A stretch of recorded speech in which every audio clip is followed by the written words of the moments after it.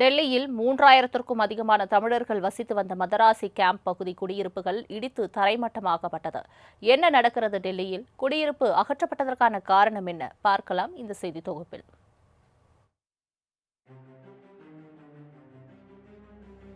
மும்பையின் தாராவி போல தலைநகர் டெல்லியில் தமிழர்கள் வாழும் பகுதிதான் மதராசி கேம்ப். டெல்லியின் தெற்கில் உள்ள ஜங்புரா பகுதியில் தமிழர்கள் குடியிருப்பு அமைந்துள்ளது. சுமார் 700க்கும் மேற்பட்ட வீடுகள் உள்ள நிலையில் இவர்களில் 370ற்கும் அதிகமான குடும்பத்தினர் தமிழ்நாட்டை சேர்ந்தவர்கள். 150 ஆண்டுகளுக்கு முன்பு சென்னை, விழுப்புரம், விருதாச்சலம் ஆகிய பகுதிகளிலிருந்து கட்டிட வேலை உள்ளிட்ட பல்வேறு வேலைகளில் ஈடுபட்டு அங்கேயே தங்கி வருகின்றனர். இந்நிலையில் ஜங்புராவின் பாராபுல்லா வடிகால் பகுதியை ஒட்டி அமைக்கப்பட்ட சுமார் 370 வீடுகள் ஜேசிபி எந்திரங்களை கொண்டு இடித்து தரைமட்டமாக்கப்பட்டன.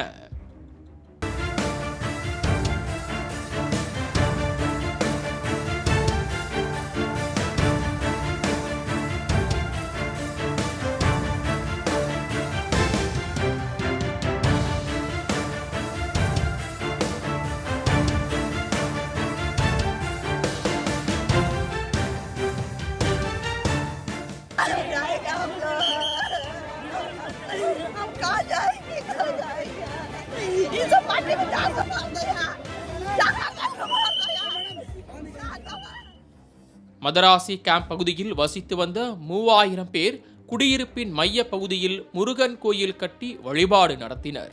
யமுனை நதியின் பிரதான மழைநீர் வடிகால் இந்த மதராசி கேம்ப் வழியாகத்தான் செல்கிறது. இந்த கால்வாய் ஆக்கிரமிப்பு செய்யப்பட்டதாகவும் இதனால் மழை காலங்களில் ரிங் ரோடு உள்ளிட்ட பகுதிகள் வெள்ளத்தில் மூழ்குவதாகவும் குற்றச்சாட்டு எழுந்தது. இதனையடுத்து மதராசி கேம்ப் பகுதியில் ஆக்கிரமிப்புக்கு உள்ளான இடங்களில் வசிப்போர் வெளியேறுமாறு கடந்த ஆண்டு டெல்லி மாநில பொதுப்பணித்துறை சார்பில் நோட்டீஸ் வழங்கப்பட்டது. இதற்கிடையே பல ஆண்டுகளாக குடியிருந்தவர்களுக்கு வேறு இடத்தில் குடியிருப்புகள் ஒதுக்கப்பட்டன.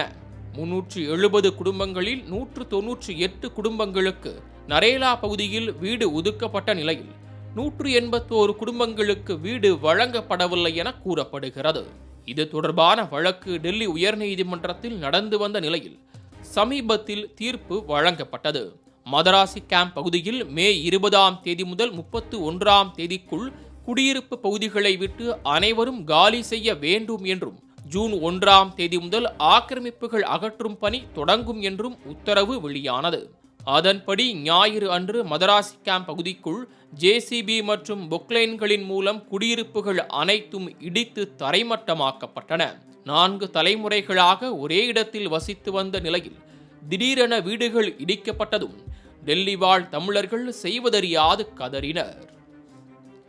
இந்த சம்பவம் பரபரப்புக்குள்ளான நிலையில் தமிழக அரசு உதவிக்கரம் நீட்டியது.